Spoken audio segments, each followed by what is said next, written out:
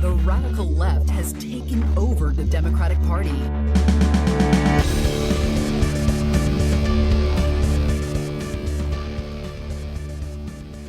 Hello and welcome to Think Progressively, covering politics and all the other chaos life has to offer. This is episode 100. Best dollar I ever spent. And today is Friday, September 8th. From Milwaukee, I'm Joe. And I'm Jason. And on today's episode, we rap about Republican candidate for president, Vivek Ramaswamy. I did not see that note in there. That was great. But first, the headlines. Up yours, woke moralists. We'll see who cancels who. Let's start off. It's been a while. We had 2 weeks off. Yeah. You're finally out of Burning Man now. Yes, thank goodness. I'm getting ready for Firefest 2, though. So I'm sure that'll go off without a hitch. Let's start with the Milwaukee news. We want to consider local news? Yeah. Let's recap that Republican debate. Now, we don't want to go too much into it because... And I've already forgotten 90% of it. Oh, right. Because the main statements can be about one of the candidates anyway. But who do you think actually did well in this debate? I would say that our topic, Vivek Ramaswamy, probably did the best. And then after that, Nikki Haley, I think she ended up doing pretty well, which is kind of funny because like her best spot of the night was actually attacking Vivek. And attacking Trump. Right. She said that he was the least popular politician in America. Yep. Which is wrong, right? I mean, I don't like him any, but that's not true because then what does that say about the rest of the Republicans when Trump is beating them by 30 points in the polls if he's the least popular candidate? Well, right. And I agree with those are the top two. I think those are pretty much what everyone's been saying as well. I will also say not as like a top performer, but way better than I thought they were going to perform was Mike Pence. Hear me out. Yeah, he didn't do poorly. That's what I think my expectations for Mike Pence were so low that because he didn't suck, he did better than I thought he was going to do. Well, he also has some of the most experience out of anybody that was on that stage. Yeah, but I don't know, man. Like I remember seeing him in the vice president debate. Like he did really well in 2016. He did terribly against Kamala Harris. Yeah, well, the fly got him. Well, that too. But I don't know. I thought with how slow and like monotone he was, I thought he would have been drowned out so easily. He actually was very assertive. Yeah. And that's what this debate was really about. He actually had the most talking time. It's because he took forever to talk every time he talked. Right. And he would just interrupt everyone and not stop. He took the Trump approach. Yes. And that's what you needed to do in this debate because Republicans don't care about procedure or rules. We all know that. And that's exactly what their debates have turned into, is just ignoring the moderators, talking whenever you want to, not stopping when they tell you your time is up, and just taking control because they're not going to do anything about it. Okay, can we take a very quick tangent to talk about those moderators and how bad it was? Yeah, they were just run over constantly. Oh my God. Jesus Christ. Like, I know every single political debate, presidential debate is just pure garbage. I totally get that. But man, Trump wasn't even here. Right. And it still turned into a complete circus. Because I think they kind of were anticipating Trump possibly being there. So they didn't want to take the stand of, we're just going to cut mics if people don't listen or if they go over their time or, if they're talking out of turn. So when you basically concede that, it becomes a complete free-for-all. And no one listening to what anyone has to say and just trying to get off their talking points and trying to be the center of attention, which is exactly what happened. And surprisingly, Mike Pence was very good at doing that. Well, and he also got the entire, I believe it was the entire, I don't know if Vivek did it or not, I can't remember. The entire panel to actually raise their hand saying that he did nothing wrong on January 6th, which, I mean, as far as Republicans go, like, that's a big thing. Now, it won't help him at all. But yeah, that's not what the base wants to hear. No, not at all. But the fact that he at least got them all to say that, maybe there'll be a lot less nooses in the crowd at the next one, Well, no, that's what they wanted him to do anything that he could. And the funny thing is Vivek has since said that he wouldn't have done what Pence did. So I don't understand how we'll get into it when we get into him specifically later on. But yeah, he just seems to not want to take a position on anything and stick to it. No, not at all. It's ridiculous. So then let's move over to who do you think did not do well? Who did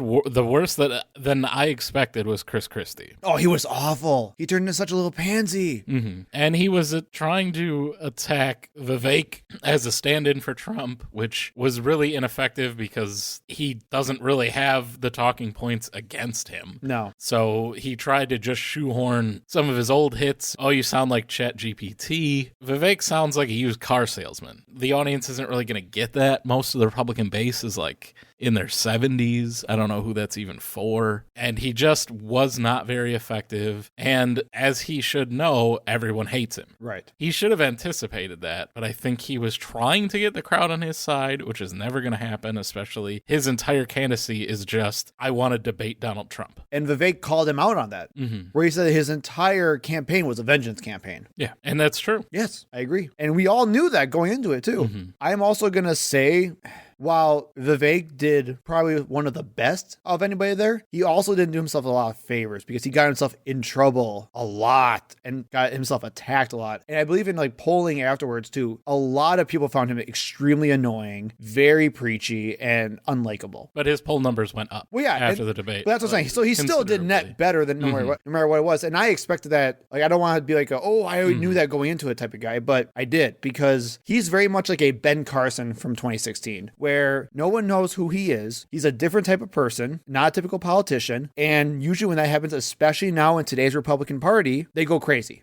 And they're not going to really go anywhere, but they'll definitely generate some buzz because like, well, this guy's different. Think almost like Andrew Yang in the 2020. Like, he didn't do anything, but he had a huge following just because he was someone different. Well, and they are very similar. They're both crypto bros. Andrew Yang is a tech bro and Vivek is a pharma bro. Yes. So they're very similar. They're both libertarians. Same BS, different party. And I do know what Doug Burgum looks like now. Did you see his eyebrows of death? Yes, he looks like the love child of Guy Smiley and the Count from Sesame Street.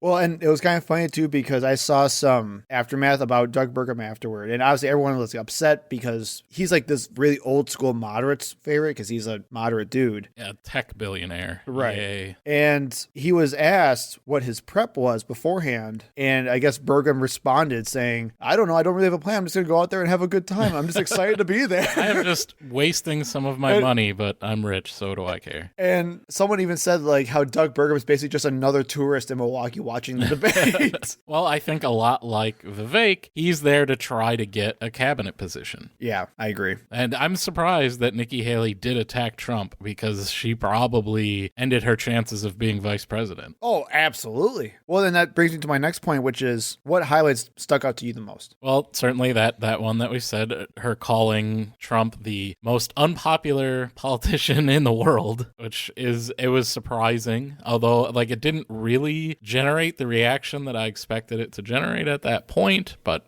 something that I guarantee you Donald Trump heard and won't forget. Like I said, the Chris Christie saying that Vivek sounds like ChatGPT. Yeah. The remark about Vivek stealing from Barack Obama from the 2008. Yeah, from the 2008 debate where he said, "I'm just a guy with a funny name." Brown skin. On the stage. So can we talk about my favorite part? Sure. I said, I've forgotten 90, so I'm sure you'll come up with some stuff. No, I got two stuck out in my mind, although I do remember all the ones you talked about.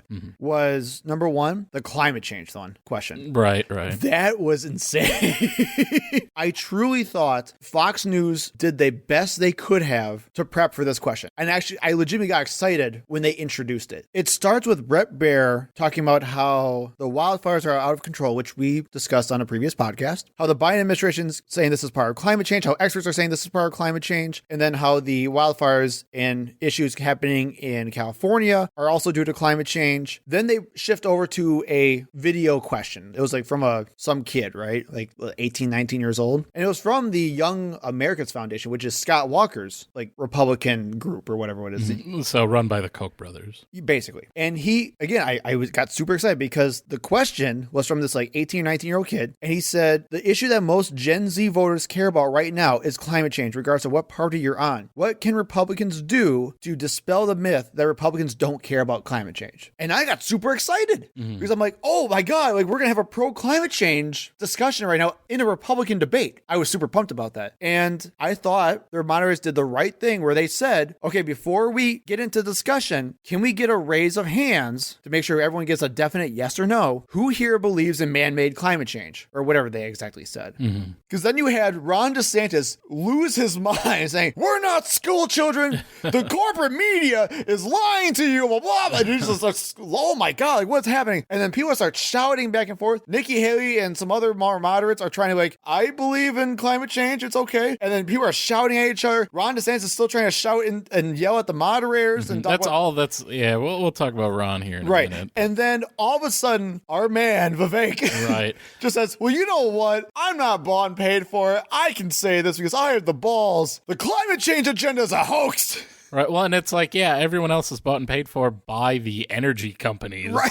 They're actually bought to say that they don't believe in climate change. And Vivek is just a libertarian, free market, let me destroy the planet as long as I can make $1.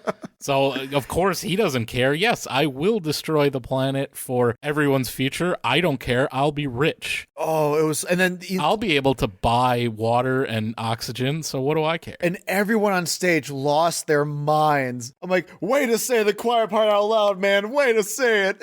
Yeah. I'm so happy for you. And way to bring in those young voters. Oh, and that's like, I thought it was so funny because I got really excited. I thought we were going to actually have a reasonable discussion. And then they all went, nope. We are the Republican Party, goddammit. Ron DeSantis, it's like, well, your state is sinking into the ocean currently. Right. I guess you can keep trying to deny it, but I don't think that's going to go well at home. Oh, my God. It was so funny. I was crying with laughter because I was not prepared for that at all. The second thing I have, and this one I didn't think it was funny, I was very worried but not surprised, if that makes sense, was when they started eventually shifting to Donald Trump. And well, that was like the whole beginning. Right.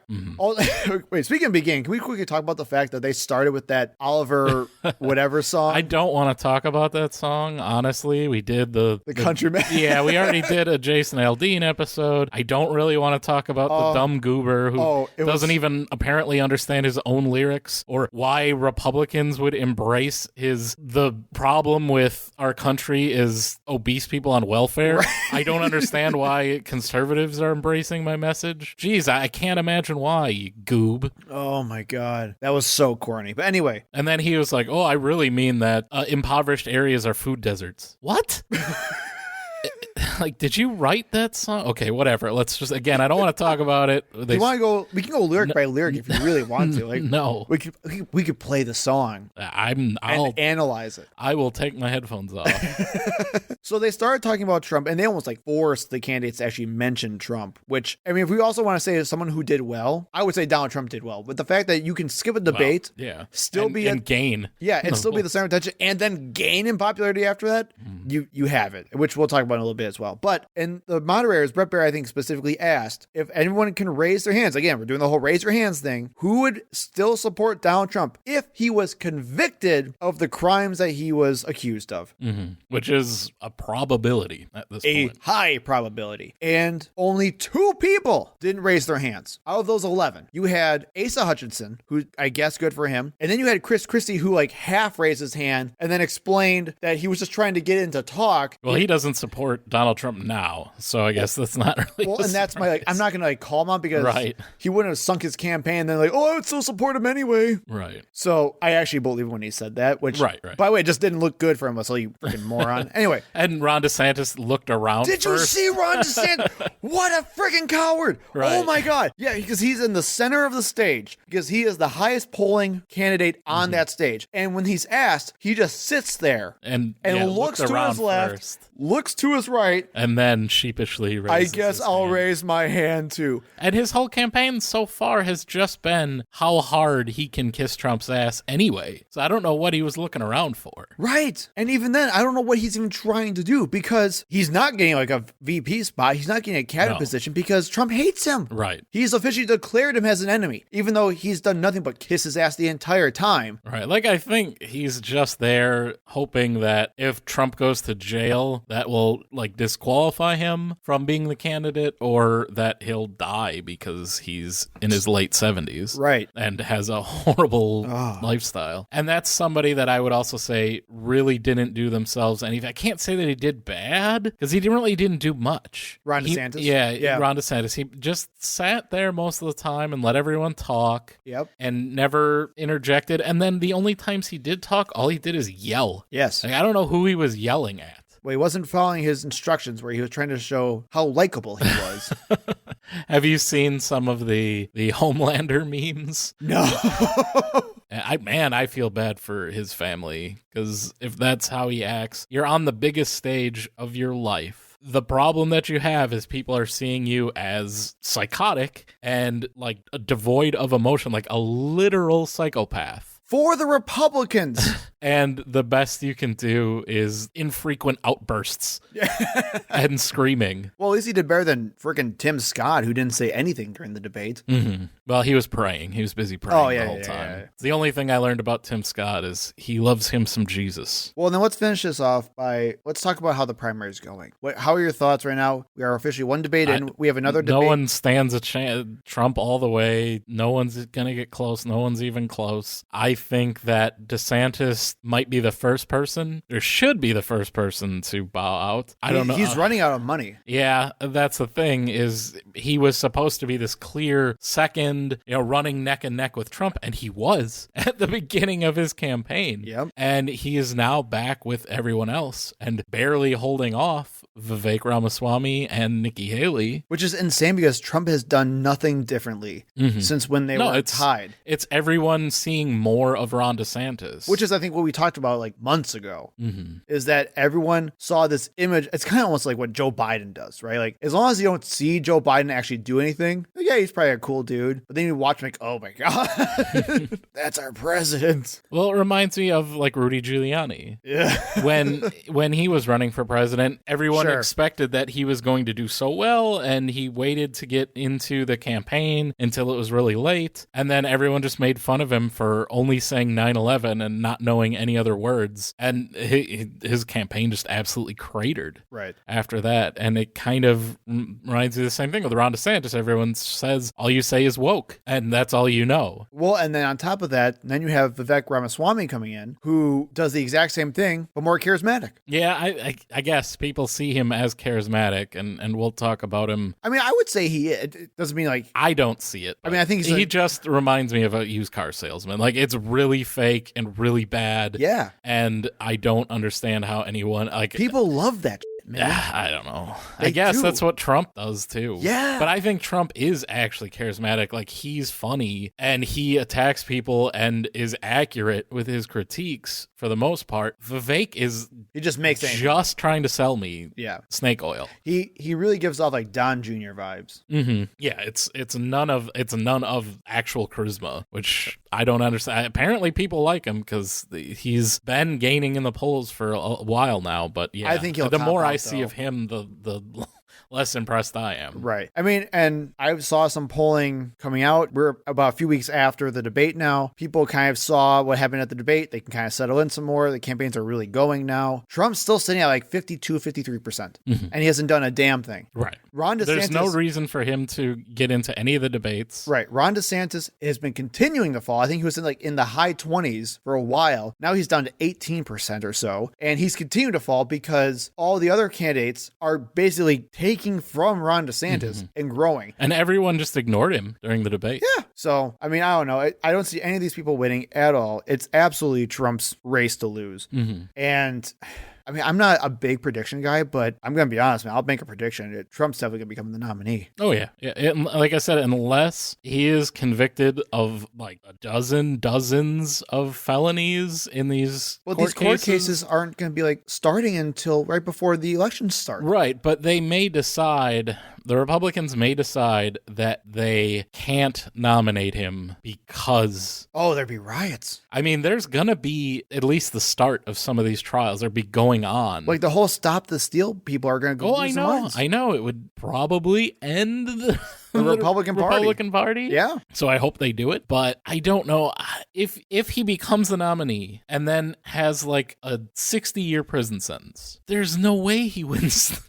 There's literally 0% chance he wins at that point. Right. So how do they handle this? And that's going to be a big question for the Republican Party. Do they just say he's like 14th Amendment, he can't be the nominee, he's disqualified from being president, and just try to blame it on Democrats and pick somebody else? I don't know. But you can't blame it on Democrats, because once you do, then you're saying that these were wrong, but you're going to uphold them anyway. I mean, and that's what's happening right now, is that you had candidates who had the chance to just They all said that they thought he lost the presidency. Right? No one would say that it was rigged and it was stolen on that debate stage. Right, but they're also saying that he's being attacked by Democrats who are controlling the DOJ. But they're all saying that there were irregularities and they were blah, blah, blah, but they're all saying that he lost. So they're saying exactly that. It's out of our hands, but we can't go against it. We can't try to and look what's overthrow the happening, government. though. That's the thing. Like, I know.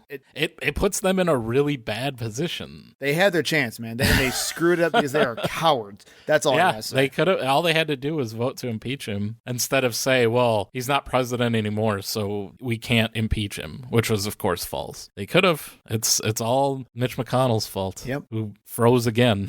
And we're not going to talk about that. No, we are. I mean, there's nothing more to add. That's old news. It's almost as old as Mitch McConnell right now. He needs to retire and spend some time with his family before he completely turns to stone, but whatever. But speaking of impeachment and overturning elections, let's talk about what's happening in Wisconsin and what will happen very, very soon, most likely. As many of you know, Wisconsin had a Supreme Court race back in April, and that led to the most important race in the United States this year. Correct. And the most expensive judicial race in U.S. history, where liberal Justice Janet Protasiewicz defeated conservative crybaby Dan Kelly. But now Republicans want to impeach Janet before she actually ever tried a case. I'm not kidding. Yep. This is what we're doing. Before she even hears any arguments, before she does almost anything, she was just, the election was in April, but she wasn't part of the court until August 1st. Correct. So before she had even been there a month, they're already talking about impeaching, which gives some real, like, Marjorie Taylor Greene trying to impeach Joe Biden, 2 days after he got inaugurated. But why? Let's talk about why. So I'm assuming they found out something, like, horrendous from her past, like maybe she raped somebody in a dorm room when she was in college. Well, here's the deal. She has this laptop, all right? And this laptop was found by a blind tech guy who got a tip from Rudy Giuliani. Now, here's why. According to Republicans, Protasiewicz has made several comments on the campaign trail when she was running about Wisconsin's maps and our abortion ban. She did speak several times at events calling Wisconsin maps, quote, rigged and unfair. Which they are objectively rigged and unfair. Also, in a nonpartisan race, she took $10 million in donations from the Democratic Party of Wisconsin. According to Republican Assembly Speaker Robin Vos, who said to the press, when you're saying that one side has rigged maps, you have made a decision that maps, in her opinion, are biased, which is the whole point of this case. And for reference, Vos is talking about the fact that right after Janet got inaugurated, I don't know if that's the right term, but I'm going to go Sworn in, thank you. A liberal legal group came in and started a case to fix the gerrymandered maps. I think there's 2 cases currently. Yes, but there's like one bigger one. There's one like that's probably not going to do anything. But yes, he goes on to say she shouldn't have said what she said, but she did, and now she has to own it. So didn't he essentially say that they're rigged by saying that it's one side that has the maps? Right. I thought the maps are supposed to be for the people of Wisconsin. Right. Robin Vos himself is saying that these are Republican maps. Correct. So just to get this straight, to synthesize Republican arguments right now, is they're saying saying that Janet on the campaign trail told people how she was going to vote on a case. And they're saying if she does not recuse herself on this particular case, she has committed a high crime that deserves impeachment because she is literally forecasting her votes, which you're not allowed to do. Here's why that's stupid. Justice Protasiewicz never said how she would rule on these cases. Even if we want to go with how the Republicans want to standardize this way of saying like, well, even if you just like say something about the issue, you're already crossing the line. That means that conservative justices who also talk to and take money from pro-life groups and gun advocacy groups would have to do the exact same thing. Because guess what? These conservative justices do that all the time and they never care. Amy Coney Barrett famously was part of a group that took out a whole page ad in the New York Times advocating against the Roe v. Wade decision and against abortion, and then still stood in front of the Congress and said that she had not made up her mind on abortion. Well, and you don't even have to leave the state to give examples. Multiple conservative justices took thousands, if not millions of dollars from pro-life and gun groups while they were running. Right. And while we're on it's basically saying you can't have a position on anything while you're running. Well, and that's what I was just going to say. If we're going to talk about that, why are we electing our Supreme Court justices then? What's the point? That is the dumbest argument I've ever heard in my life. She was elected specifically because she had those views. Yes. Because currently in Wisconsin, abortion is illegal, even in cases of rape or incest. Yes. It's one of the most restrictive laws in the United States right now, and it was made pre-Civil War. In like 1849, I think it was. That is correct. 1 year after Wisconsin became a state. Correct. That is our current law. And the majority of Wisconsin residents want that law gone. Correct. So we elected someone to do that. And also the majority of Wisconsin citizens want the maps for our legislature and our Senate to be fair, to be accurate and accurately represent the citizens and not just conveniently parcel out districts in order to maximize the number of Republican seats, which is exactly the way it is now. Right. And I'm so, again, like, we can play this game like, oh, well, did she actually forecast her vote when she said that? Not technically. I mean, if you look at the, like, she like went up to the line and she was really close, but she didn't actually do anything. I don't care. I'm not going to play that game at all. Because my whole thing is, if you don't want judicial candidates to say what their opinions are, right, then we shouldn't have elections. And we need to stop pretending that judges and justices are these robots who have no opinions, who are 100% unbiased, who's like, I have no opinions on anything. I'm just going to hear the case and sit on the facts. Absolutely not. They're put there because people know what they're going to do. They are another part of our political branch, and we need to stop pretending they're anything besides that. You can't make an informed decision to vote if you don't know the answer to those questions. I specifically wanted someone who I knew the way they were going to handle the maps question and the way they were going to handle the abortion question. Correct. And that's exactly what we got. That's why they were asked those questions in the first place, because people in the state want to know. And if the legislature thinks that they can overturn the will of the people and not pay a penalty for that, and literally steal an election. Well, and the other thing is, when they talk about this impeachment, I don't think they're going to fully go through with it. And I'll tell you kind of what I think they're going to do. And it's been, if you're paying attention and you're following this issue, you've heard this before. But in Wisconsin, if she were to be impeached, the governor would be able to name her replacement. And the terms are 10 years. Correct. So Tony Evers, Democratic governor, would just replace her with another liberal justice. So that really wouldn't get them anywhere. Yeah, they would get rid of Janet Protasiewicz, but one, she would be able to run again. She'd be hugely popular after that for one of the other seats when they open up. Yep. And you're going to get 10 years of whoever Tony Evers picks. And he could pick someone way more liberal than Janet Protasiewicz if he wanted to. She was not the most liberal candidate in the primary either, by the way. Well, and here's where it does get scary, though. Right. Well, this is what I think is going to happen, but there's still pitfalls here, too. Well, because what can definitely happen is the assembly, impeaches. Right, but they don't send it to the Senate. Yeah, because once that happens, she is officially frozen. Right, she can't rule on anything, she can't participate. But again, and so like people are saying like, oh, that's what's going to happen. And the legislature has a majority that will allow them to impeach. Correct. So they can do that just straight along party lines.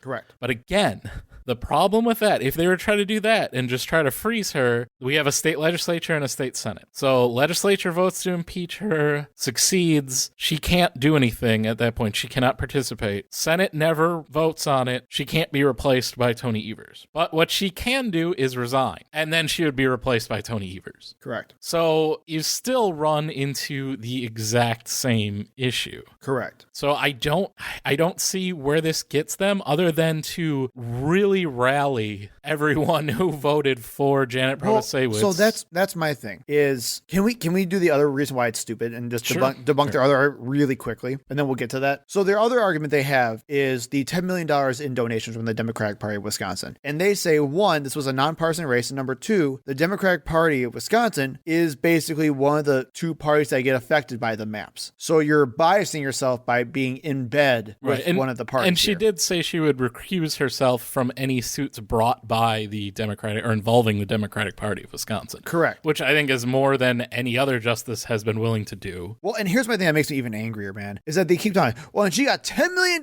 from the Democratic Party of Wisconsin, and how that's totally corrupt and horrible and terrible for our justice system. Freaking kidding me? The Republican Party of Wisconsin and the Republican Assembly of Campaign Committee, I checked, Jason. I just want to make sure I want to let you know, they both gave to Dan Kelly in this exact same election. Right. And the only reason why they're angry is because they're correct. The Democrats raised $10 million, which is huge for her. I think Janet outraised Kelly by a wide margin. I think, yeah. Yeah. We reported on that at the time. Right.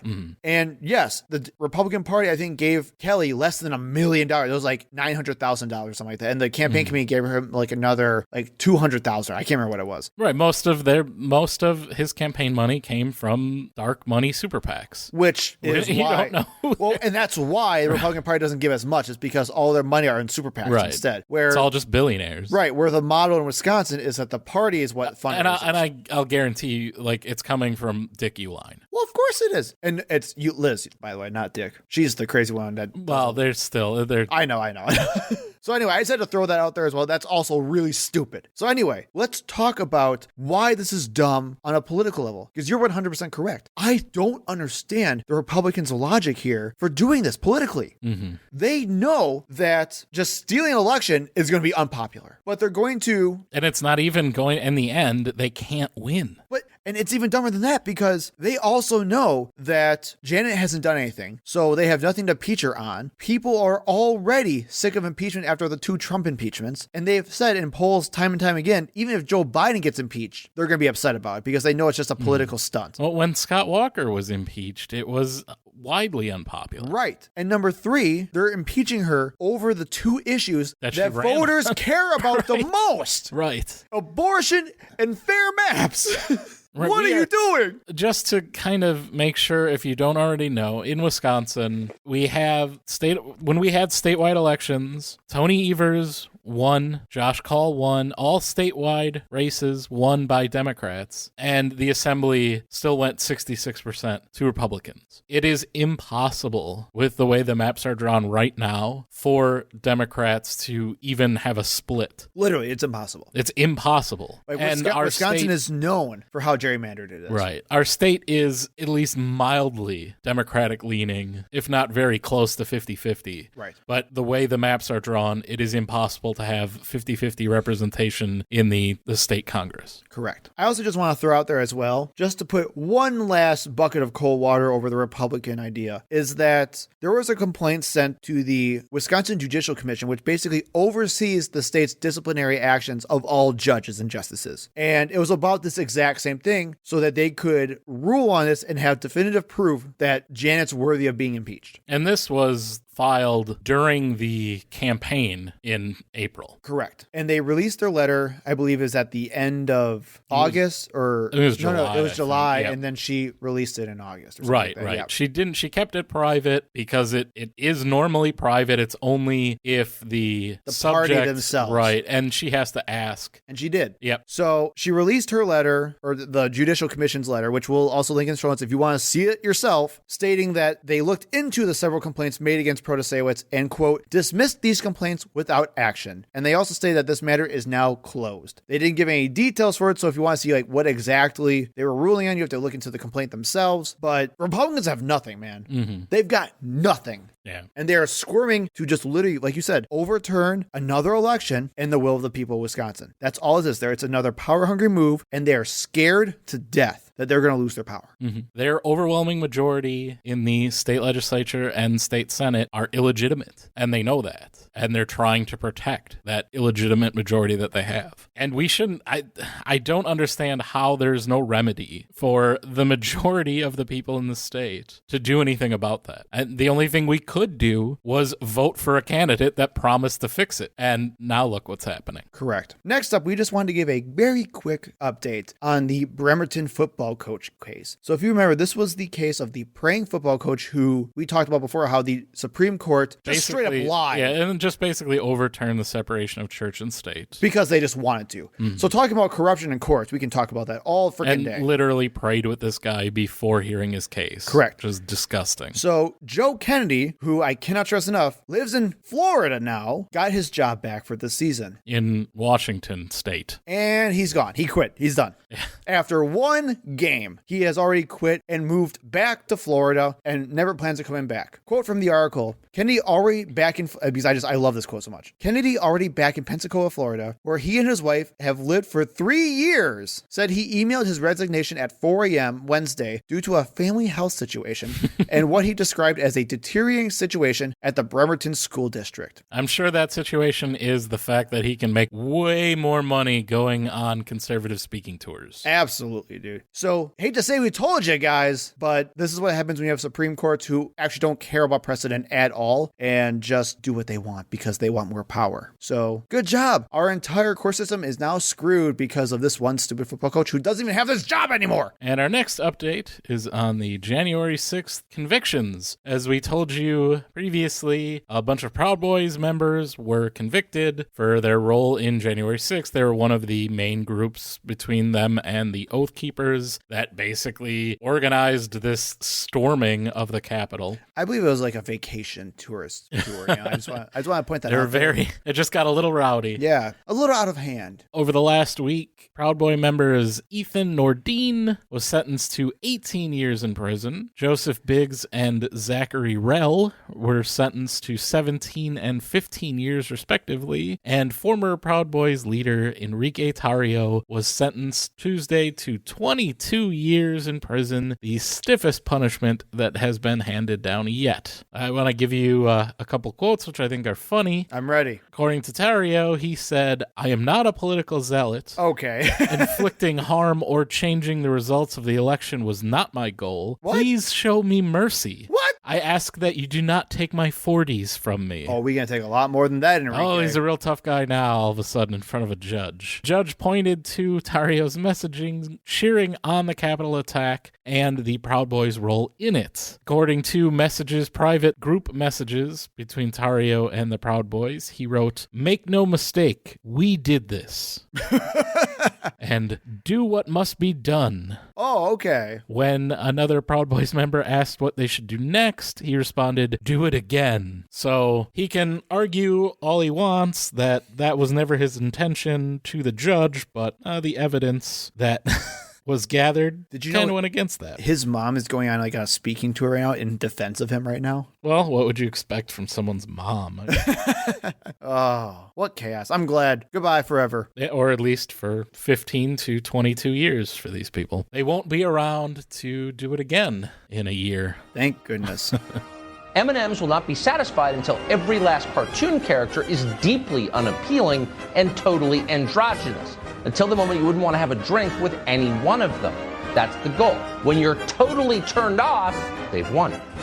Boy, ain't right. Moving on to Foxed in the Head. I know you haven't heard of this story. I haven't. I'm excited. So this is, well, we're all learning together here. Okay. This will be fun. Okay, here we go. Conservatives found the next gas stove. Okay. And that is possible updated alcohol consumption recommendations coming in 2025. Huh? Yep, that's what they're all upset about. As in, like, they're concerned that we're going to be having less alcohol? Well, I'll give you the background on it. Okay. So the current dietary guidelines. We have dietary guidelines? Oh my God, yes, we have dietary guidelines. Dietary guidelines. This is done between the U.S. Department of Agriculture and the U.S. Department of Health and Human Services. There is a panel that comes up with dietary guidelines, and it's a 5-year. Every 5 years they go over it. So the last update was 2020 to 2025. Those guidelines that came out in 2020 say that adults of legal drinking age can choose not to drink or to drink in moderation by limiting intake to 2 drinks or less in a day for men and 1 drink or less in a day for women when alcohol is consumed. Drinking less is better for health than drinking more. There are some adults who should not drink alcohol, such as women who are pregnant. Adults who choose to drink and are not among the individuals listed below, we're not going to get into all of that,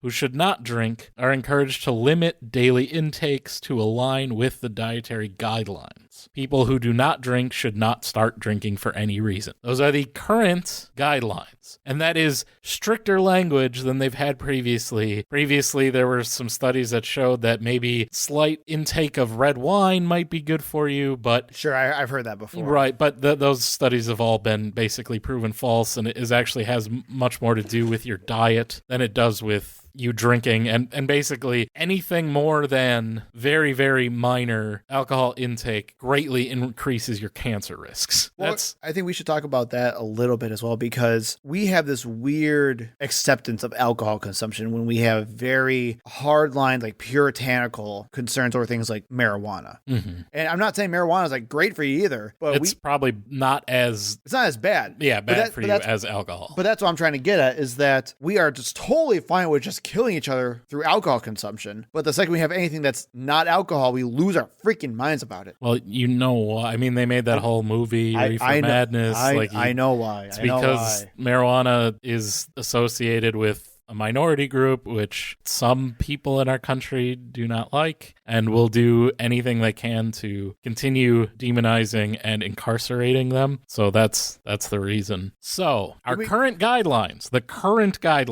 are 2 drinks a day for men, 1 drink a day for women. That's pretty lax to me, if you want to be honest, too. Right. That's still a bit. Right. In January, Canada updated their guidelines for alcohol consumption to 2 or less drinks per week, citing the increase in risks for cancer above that level. That makes sense to me. Yes, it is, and it's a guideline, right? Like how they say you should only have like 2,000 calories a day. Right. Like that. No one smacks the McDonald's out of your hands. Right. It's just, if you want to live a healthy lifestyle, you should probably do this. This is what we've come up with all of our science and studies and everything. This is what's best for your health to do. Not you have to do this, not we're going to make you do this, but these are the guidelines if you want to be healthy. Recently, in an interview with the Daily Mail, Dr. George Koob, who is the director of the National Institute on Alcohol Abuse and Alcoholism, he is an addiction expert. Okay. And he is the director of the National Institute on Alcohol Abuse and Alcoholism, was asked which direction he thought the new recommendations for the U.S. would go in 2025. So you're saying he's a shill and shouldn't be trusted. Based on what we saw in Canada, because that made some news when they did that in January in Canada, the Daily Mail asked him what he thought the changes in 2025 for the recommendations in the U.S. would be. In reference to what's going on in Canada. Right. Cool. And he said, I mean, they're not going to go up, I'm pretty sure. So if they go in any direction, it would be toward Canada. Basically stating, we might end up adopting something and similar. he said specifically, like, we'll keep an eye on what happens with what they're doing, and then we might adopt those recommendations as well. That makes perfect sense to me. This caused an explosion of headlines across conservative media declaring, and I quote from the New York Post, and this is, everyone was using this headline. If you search for this headline, you will find hundreds of articles from conservative sites and outlets. Biden's alcohol czar warns new guidance could be only 2 beers a week. What? And let me just tell everyone, Dr. Koob is not part of the Biden administration and has been the director of the NIAAA since 2014. This woke leftist piece of garbage. Biden administration alcohol czar. That is, if you search for alcohol czar, that is literally all you find. Time for last call? It might have to be, as the Biden administration eyes stricter recommendations on booze. President Biden's alcohol czar says the administration is mulling new guidelines that may advise people to limit alcohol consumption to just 2 drinks per week. So you might think, well, yes, that's conservative media. They get paid to do that. Which is getting already bad clicks, enough. But no one actually takes that seriously. Well, oh, no, I don't think that at all, Jason. We live in America in 2023. U.S. Senator from Iowa, No! Joni Ernst, No! tweeted the Fox News article with the headline, Biden alcohol czar says U.S. may follow Canada, limit beers to 2 a week. I just read the tweet. With another Biden czar. This one wants to take away America's beer. They're taking our beer away. Absurd. What is going on? No. Oh, God damn it. And Florida Representative Brian Mast tweeted the same article with the caption, "We tried something similar to this before. It was called prohibition. There's a reason we ended it. It was terrible. Let the people drink their beer." Read one line of an article in your freaking lives before you get voted into the highest offices in the freaking country. Oh my God. Updating the guidelines from the health department for alcohol consumption to go from 2 drinks a day to 2 drinks a week. No, that's is wrong. Prohibition. Jason, that's wrong because he didn't say that. He just said we may go somewhere in that direction. We do. I'll grant them. We completely we follow Canada's, and we say the guideline is from 2 drinks a week to 2 drinks a day. I'll grant you that. But what does that actually do? Can you not drink more than 2 beers a day right now? Does someone come and take them away from you? But Jason, these are the same. Okay, now I'm upset. Now I'm angry. So they're saying these literally comparing it to prohibition. Yes, these are the same guideline from the health department. Jason, while we were looking up stuff for the Vivek stuff for later in our main segment, I was looking through his Twitter, and he got into an argument where people were trying to say during the Republican debate, Ramaswamy said that climate change was a hoax. And they went, and you see what radical leftists are trying to lie about and misrepresent us, because what actually he said was climate change agenda was the hoax. These freaking dumb who have no idea what they're talking about can nitpick that, but they can't read one single line in any article ever before they think that one guideline for a healthier country is the same as Nazi freaking Germany. And maybe you think, well, these are just fringe Republicans. No mainstream Republican would care about this. I would argue they're all fringe, but okay. So I'm going to play a Newsmax interview with Ted Cruz. Wait, the headline. Ted Cruz tours Texas farms to discuss the real issues. And you can watch. I suggest everyone watch this because visually it's funny. They're in a bar. It's so much play. And there's all these guys in flannel shirts standing behind Ted Cruz and staring. It's like the fakest setup thing. My God, if you thought stereotypical Texas, it's all these really overweight white guys holding beer in their hands with a short sleeve flannel shirt tucked into their jeans with cowboy and trucker hats on. That's all of these people. So let's hear what Ted Cruz has to say. What do you say? 2 beers per week is the recommended allowance? Look, Eric, tell us about it. It is nuts. Number one, why the hell does Biden have an alcohol czar? We don't need czars in the United States. But number two, what is it with liberals that want to control every damn aspect of your life? Biden came in, one of the first things they wanted to do was ban gas stoves. New York State has now done that for new construction. They're trying to go after and regulate ceiling fans. I got to tell you, it's hot in Texas. We don't want to get rid of our ceiling fans. And now these idiots have come out and said, drink 2 beers a week. That's their guideline. Well, I got to tell you, if they want us to drink 2 beers a week, frankly, they can kiss my ass. No, okay.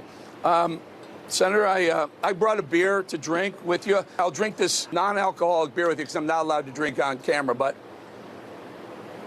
I'll have a sip in the meantime. Well, look, I got to say, have you ever seen a brand do more damage to itself than Bud Light, which single-handedly seem to destroy themselves? So I'm glad you're not drinking a Bud Light. Personally, I'm fond of Shiner Bock, which is a good Texas brand. I've been to the Shiner Brewery in Shiner, Texas, and I recommend it. And I promise you, this is not alcohol-free beer down here. No, and by the way, the one I have right after the show won't be alcohol-free either. And it may just be a vodka on the rocks as well. So he is being interviewed by Eric Bolling, who, by the way, got kicked out of Fox for alleged sexual harassment. Yeah, maybe that's why they don't allow him to drink on air. I mean, it has more to do with that than anything else. Oh, my God. He talks about the gas stoves. He starts talking about ceiling fans, which I had to look it up. There's a proposed regulation on making ceiling fans more efficient. Whoa, screw you, But they're man. taking our ceiling fans away from us. No, it gets hot in Texas. Like, he's just so fake outraged on this stuff that's nothing. I love how you wrote it in the notes because he literally choreographed that protest. Yes. There was such a, Yeah, if you watch he don't the like video, it. And they all just, yeah, everybody, it's like synchronized. They all take the caps off their beers. well, and I love it even more because they didn't do like an actual like bottle opener. Right, it's a twist off. They all twist off. Like, oh my God. If you want to talk about toxic masculinity, at least have a real bottle opener or something. Where it's like tap it at the base of a table to get it off or something like that. Not this bullshit twist top. But oh my God, that was incredible. And they all took a drink of their beer at the same time. It was very hot. Oh. It took me like a couple seconds to see that whole tractor in the background too. Yeah. It was like something with farmers. Oh.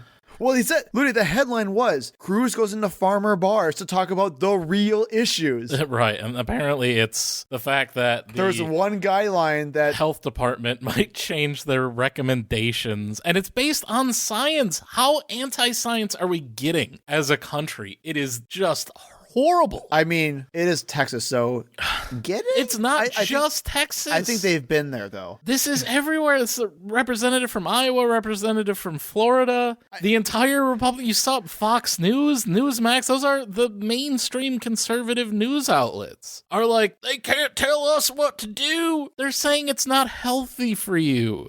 No one's taking anything away, but they're saying you shouldn't do this. It's harmful for you. I'm going to drink my beer. You don't know. Like, what is wrong with our country?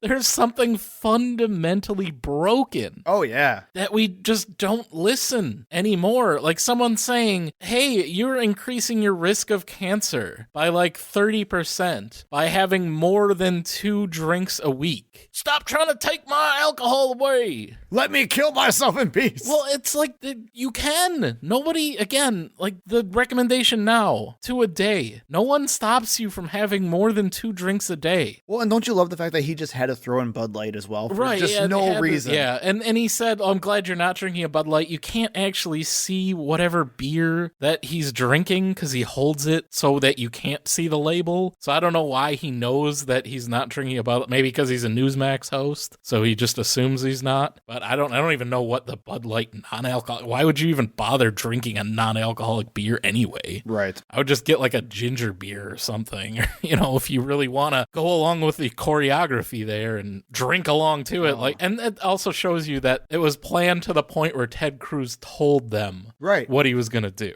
Right, because he had a beer right and then and there. Coordinated with, I get on his side. No, but I'm talking on Eric Bolling's side. Right. Yes. He had to coordinate with Newsmax. And even then, like you said, ahead of time so that he could get it. There was so much tiny dick energy just emanating from Eric Bolling where you were saying, well, I have to drink this non-alcoholic beer. Oh, but don't worry. I'm going to drink an alcoholic. I'm going to try maybe drink 2 alcoholic beers when I get home. I'm going to have vodka when I get home. Right. I'm like, what the hell are you talking? Shut up. And why did you have to pick the Russian spirit? What's going on there? Oh, don't do that. He'll make his head explode.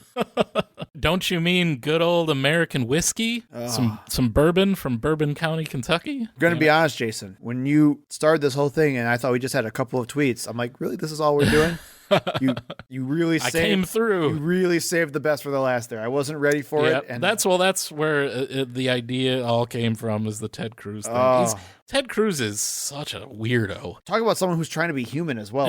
And you could tell. And shouldn't he be drinking a Corona anyway? Even in that video, and I'm not trying to play a race thing right now, but even in that video, you can even tell he looks absolutely nothing like all the farmers he's trying to supposedly represent. Right.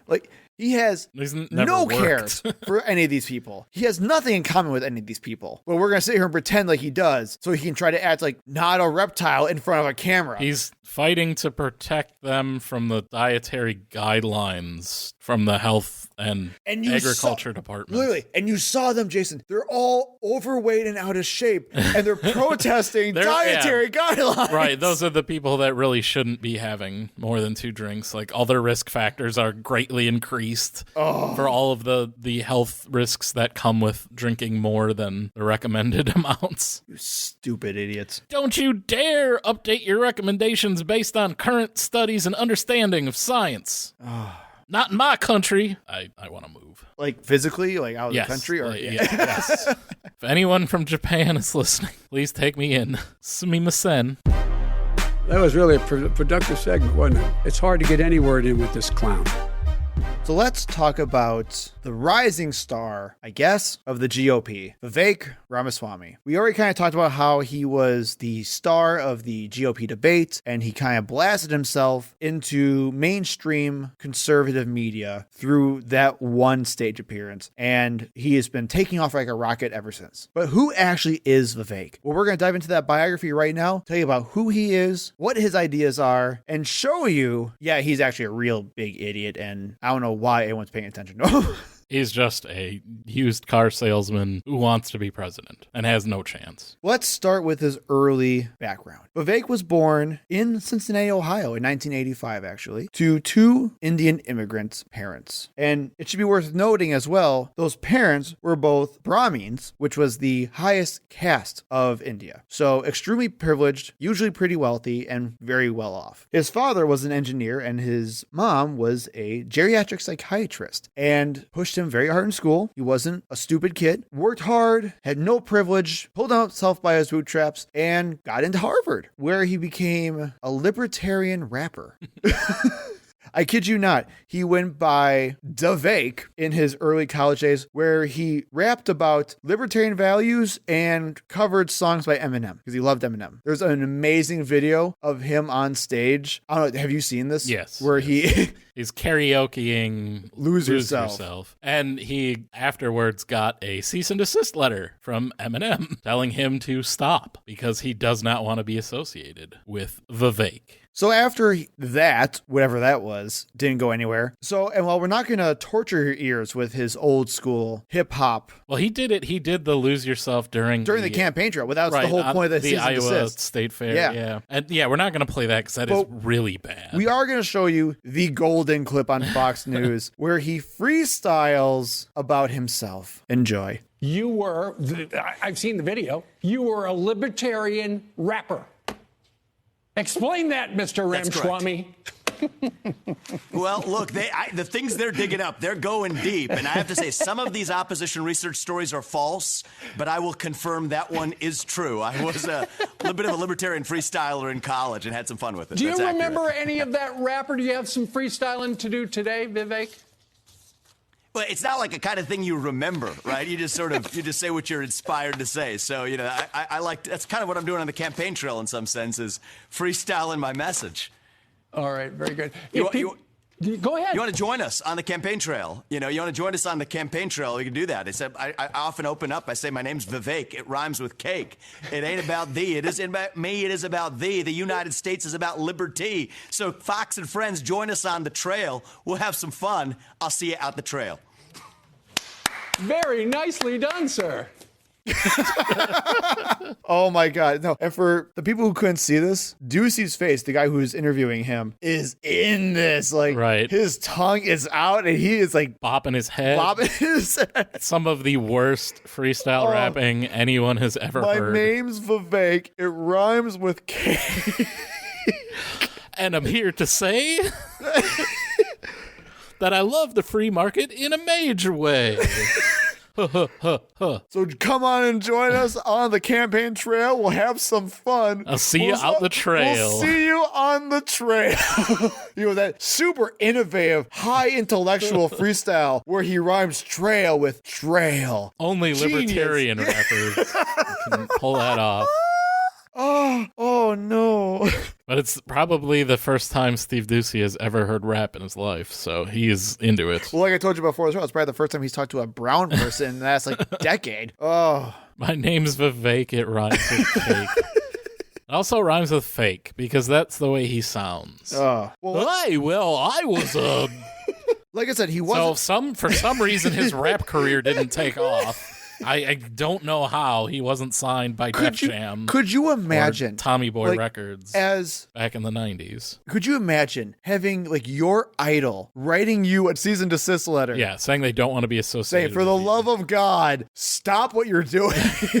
Oh, I can't even imagine. Okay, anyway, like I said, Vivek wasn't a stupid kid. He graduated high school valedictorian and got accepted into Harvard, where he did the rap thing. He graduated summa cum laude from Harvard, which is no easy task per se, where he, right out of college, because of privilege and all that whatnot, got a job as an undergrad in a hedge fund. And he became their biotech stock picker, where he basically told this hedge fund which stocks to buy, which ones were promising, which ones were not. And this is where he got super rich. He was making six figures at this time. So I just want to make sure of this. I'm okay with saying Vivek is probably a smart guy. But do you see how we have a system that pushes privilege into even more privilege? Just because he's an undergrad from Harvard pushes him into a very, very prestigious hedge fund position where he can make six figures out the freaking gate. And high six figures, by the way. He released 20 years of his taxes, something like that. And I don't know if you have this going up, but he does go to Yale. He does. After this, Yep. He takes a George Soros scholarship for the children of immigrants, right? So it's supposed to be you're just trying to make your way in America. Your parents are immigrants. You're trying to be that first generation that gets to graduate from college. He accepts a $50,000 scholarship while making over $500,000 a year, right? And does not need that money at all. Correct. Then after Yale, Ramaswamy does his own thing. He starts a biotech company called Roivant Sciences. And this is where he started taking, and you can correct me on this as well, basically failed patents where they were either A, just not worthy or not working at all. Medical. Like drugs. The pharmaceuticals. That have failed testing, basically. Well, it's either drugs that failed testing or drugs that were considered non-profitable and then were dropped by larger companies. Right. And his company basically... Now, remember, he is not a pharmacologist. He is not a bioengineer. No. He's not doing any of the work on these drugs or actually trying to develop them or anything. He is just a stock market guy. Correct. He is trying to pick things that he think will make money. Correct. So he does. Except the problem was his most well-known, famous breakthrough was actually a huge dud. In 2015, Ramaswamy's business, Roivant, raised over $360 million in an attempt to take on an Alzheimer's drug. And he's been on numerous shows for it, like Mad Money and a bunch of others. Yeah, pushing it as this giant breakthrough in Alzheimer's care. And it flopped horrifically. Yep, failed FDA approval. Yep. Non-effective. And tons of people lost millions of dollars. Well, the way they had his company set up, he walked away with those hundreds of millions of dollars.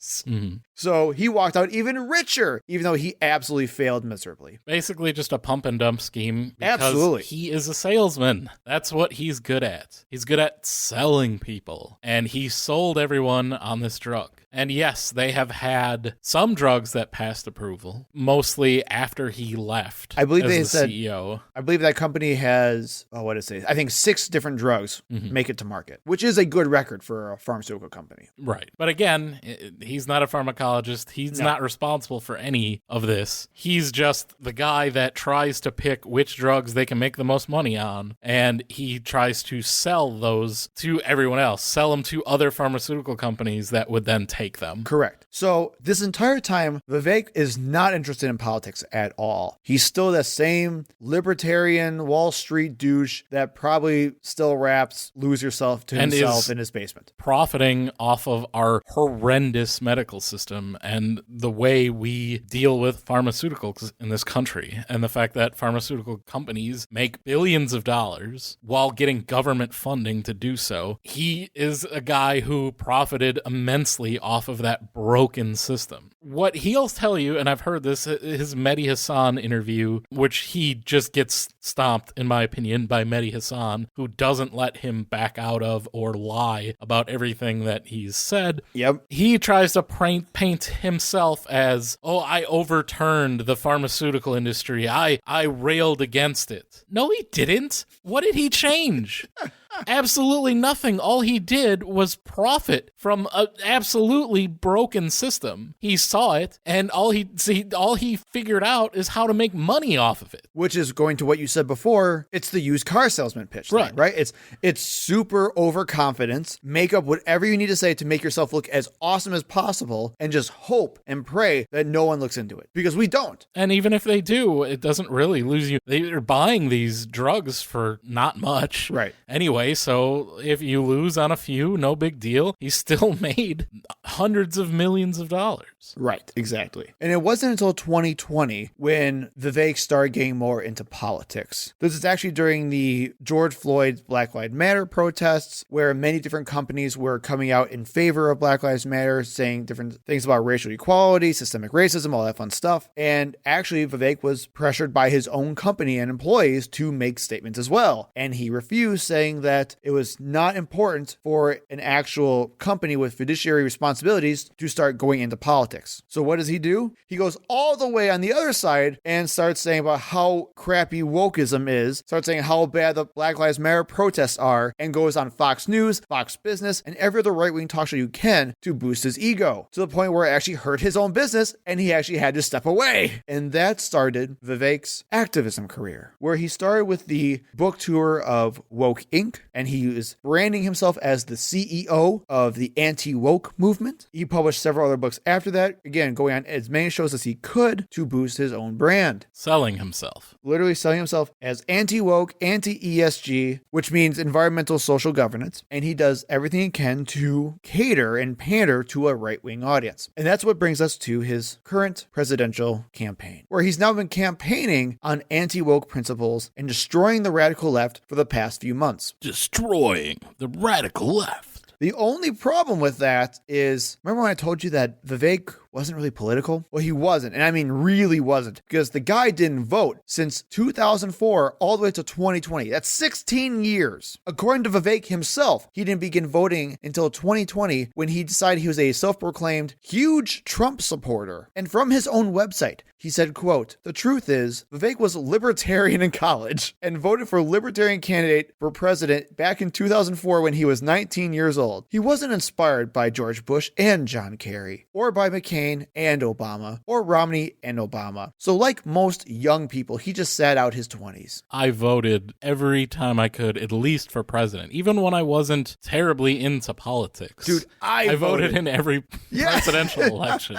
So that's the guy we're kind of dealing with right now. He doesn't care about anything else other than himself, and he's willing to say anything to pretend he's something that he's not. So he at least was interested in the 2004 election when you said that he voted for the libertarian candidate, because there's been a video going around of him questioning Al Sharpton on why he should vote for him when he has no political experience. Good. Let's get to my question here. Go ahead. Reverend Sharpton, hello. I'm Vivek, and I want to ask you, last week on the show we had Senator Kerry, and this week and the week before we had Senator Edwards. And my question for you is, of all the Democratic candidates out there, why should I vote for the one with the least political experience? Well, you shouldn't. Oh, gee. And of course, now here we are in 2024, 20 years later, and that same kid is now running for president with zero political experience. Beautiful. Well, let's not mischaracterize him, Jason. Let's talk about his ideas, because that's what matters. Right? He's a libertarian. He should know the marketplace of ideas is what brings us to the future. It's what revamps our country and our society to a golden age utopia, right? I just have the Star Trek theme playing in my head. So let's talk about his platform. We need to first discuss his 10 commandments, because of course he has commandments. And I'm not saying, like, this is his campaign. It's not even a Christian. No, he's not. He's a Hindu, which is going to make it really awkward for his first commandment. God is real. How many aspects does he have? How many avatars does your God have? Yeah, that's going to be a real problem for him if he were to ever seriously get into the race. Well, and he's been questioned on that before, too, where he's like, well, why should Christians vote for you when you're a Hindu? He's like, well, we all believe in God. It's that godless woke left that we should hate. How many trunks does your God have?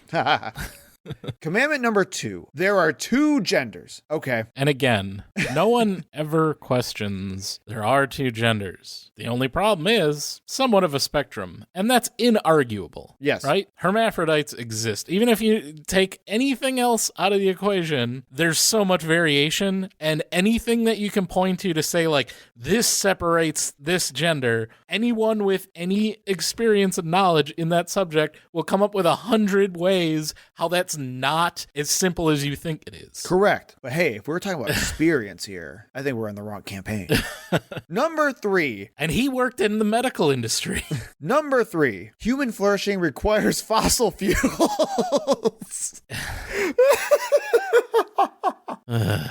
Because this guy, like you said, is a libertarian, right, who will say, screw the planet. Right, make money. We need to make some freaking money. You can sell those fossil fuels. Who cares if it's destroying a planet, if we're eventually going to run out and it's going to be this horrible race for who gets the last drop of oil. Vivek's going to be a billionaire. What does he care? Of course. He can actually afford it. Screw the rest of us. Also, his parents are in Ohio, so nothing's going to happen in Ohio. And that's the thing that I don't understand. Even if you're a conservative, like, fine, you don't care about the planet, Jesus is going to fix it. You should at least acknowledge, as fossil fuels become harder to get and more scarce, the price is going to become completely unaffordable.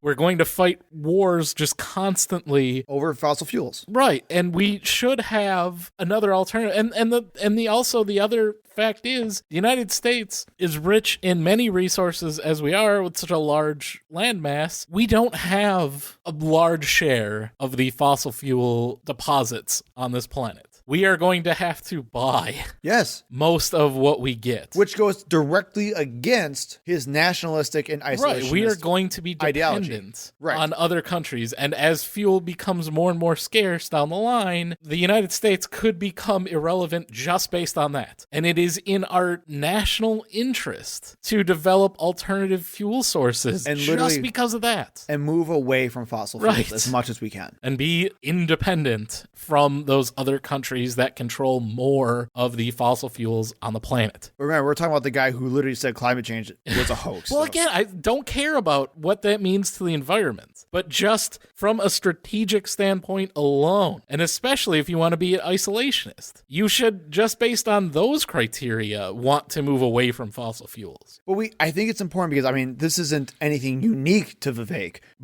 and he's prided himself on this for a lot of things as well. He prides himself on being a contrarian. It doesn't matter what the position is. That's not a contrarian position as a libertarian or as a conservative at all. Well, it is when you have been when you have been told that climate change is real, we should be doing something about it. He just wants to argue the contrarian position. That's all he does. He has no actual rational thinking to this. It's just he wants to argue because he thinks this is fun. Number 4.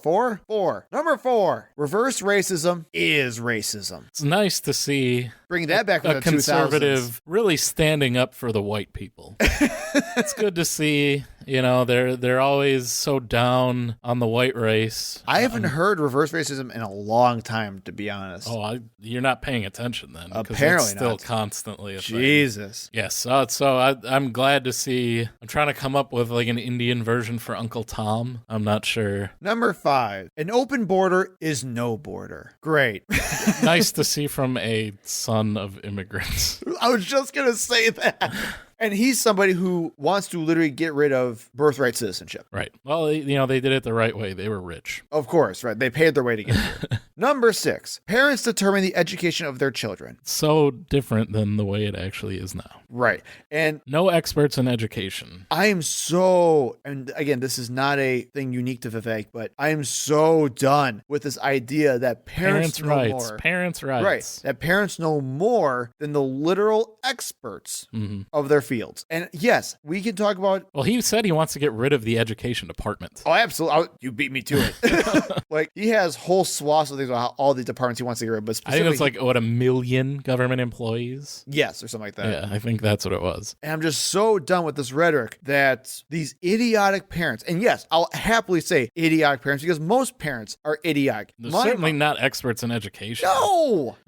Or let alone in a bunch of different subjects. Neither one of my parents could teach gym. And that's the truth. And I love them both dearly, and they're not stupid people, but they're not teachers. And they're not in any way qualified to make any decisions on what my education should have been. And they didn't get in the way of what the school system established. Correct. Number 6. The nuclear family is the greatest form of governance known to mankind. The nuclear family, the very American way of knowing what a family is. As established in the Constitution. Right.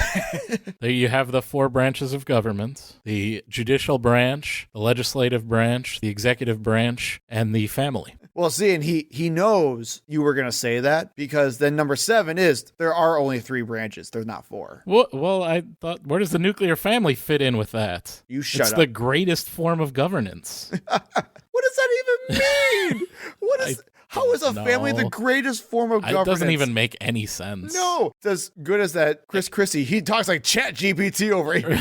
The nuclear family is the greatest form of governance known to mankind. Whoa, you're so smart. Take my money, dude. I mean, this just goes back to this idea that white people did it best and we need to punish black people more based on bullshit stereotypes. Nuclear family rhymes with nuclear family.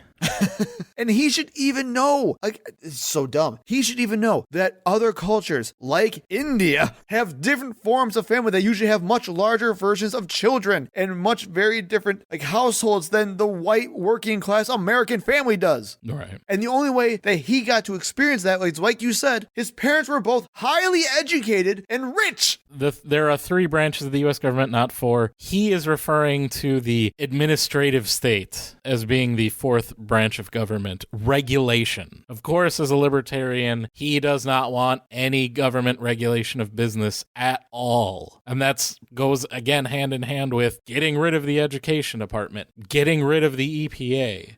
Again, forget the environment. We don't need it. Right. We already know we require fossil fuels to survive. When we need to build a bubble to live, he can afford to have his own bubble. So he doesn't care. I already forgot what number we were on, so next one. Yeah, the next number. Capitalism lifts people up from poverty, said the super wealthy Harvard and Yale graduate hedge fund guy. That made over $1.5 million out in of 2 years. Undergrad. And still took a $50,000 scholarship from George Soros. Jesus. And lastly, the U.S. Constitution is the strongest guarantor of freedoms in history. Okay, whatever. It's like, again, what the hell? No other country has freedom except the United States. What does that even mean? We're the best in freedom. What?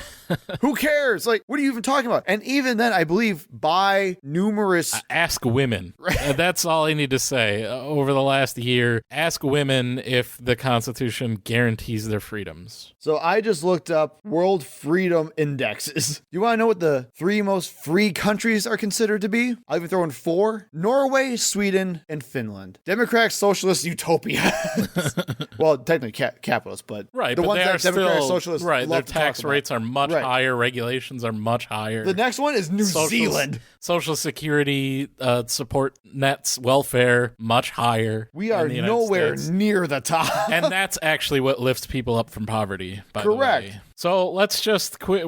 I'm already sick about hearing about Vivek. I'm already not voting for him. So let's just quickly go over what he wants to do if he becomes president. Well, that's good because he only wants to do one real thing that we haven't talked about besides the whole like getting rid of everything and become a libertarian Ayn Randian paradise is he wants to take away our freedom and our rights. I thought the Constitution guaranteed it. No. That's what the nuclear family guarantees. I'm not kidding you guys. Vivek supports a constitutional amendment. I'm sorry, that did not rhyme with cake. Damn it.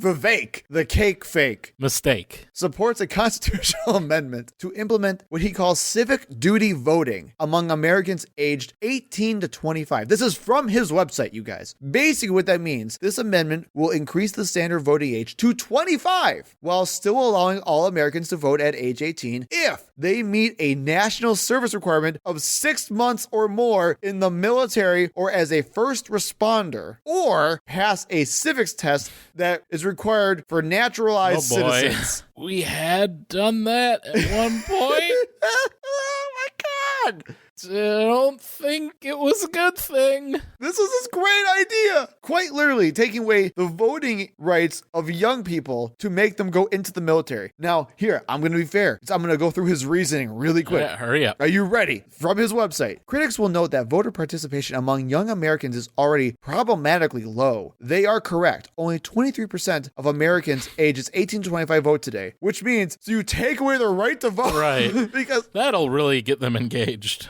there is a good reason to believe that the minority of young Americans who choose to vote would already be able to meet the criteria of civic duty voting. Okay, let's just forget what he says. Let's just say why he wants to do this. Why does Vivek want to up the voting age to 25? Because younger people vote Democratic. Yes. And they vote for candidates that like regulation. Specifically, they vote the more progressive candidates that don't like corporations ruling even us. Younger Republicans, like we talked about in the Republican debates, care about climate they change. care about Yeah. climate change. So that's the reason why. To try to Absolutely. limit the influence of the younger voters to give more power to conservatives and corporations. That's the reason. I don't care what he says. I mean, but that's what it is, though, right? And yeah, that's the real reason. And like you said at the very beginning of this, is that he's basically just a salesman. That's all he is. Because the other problem that he has, and I'll finish it off with this, it doesn't matter what you hear from us about him right now, or it doesn't even matter what segment you watch about him, because in any other campaign event or any other segment, he switches on a dime to just pander to whoever makes himself sound the best at that exact moment. He's told people that he doesn't care about wokeness anymore when asked at a campaign town hall, while also selling anti-woke and stop the wokeness buttons in the back of the same room. He's been for and against Ukraine. He's been for and against drilling. He's been for and against Israel, which is basically the linchpin of like foreign policy for Republicans today. He's been for and against Donald Trump. Yep. After January 6th, he tweeted out that Trump's actions were abhorrent. And when questioned upon it, says that, well, that's not what I said. You have the literal proof right there. Every time anyone quotes anything that he's said, he says, no, that's not what I meant. Or that's not what I said. You're misquoting me. You're cutting it. You're splicing it together. Even when it's like audio, here is you saying it. Oh, that you're taking that out of context. You splice that together. So to finish this off, he's just a liar. Right, absolutely. To finish this off, I was going to do the whole like at worst and then at best thing. But I realized no matter which way I put it, I can't figure out which way goes where. So at worst, both ways, he is either A, the literal dumbest smart person you'll ever know in your entire life, who's a complete conspiracy theorist, who is so goddamn egotistical, he can't even tell that he's spewing his own bullshit anymore. Or B, he's so damn bad because he's the worst liar salesman that you'll ever see in your entire life. Maybe only trampled by Donald Trump's nonsense. Either way, he is an absolute eyesore and he should never be taken seriously. If you want to vote for Vivek, go jump in a lake. Oh, you got him! Thank you for listening. We hope to see you in the next episode. You can find us on Facebook and Twitter at ThinkProPod. You can email us at thinkpropod@gmail.com. And remember, when in doubt, think progressively.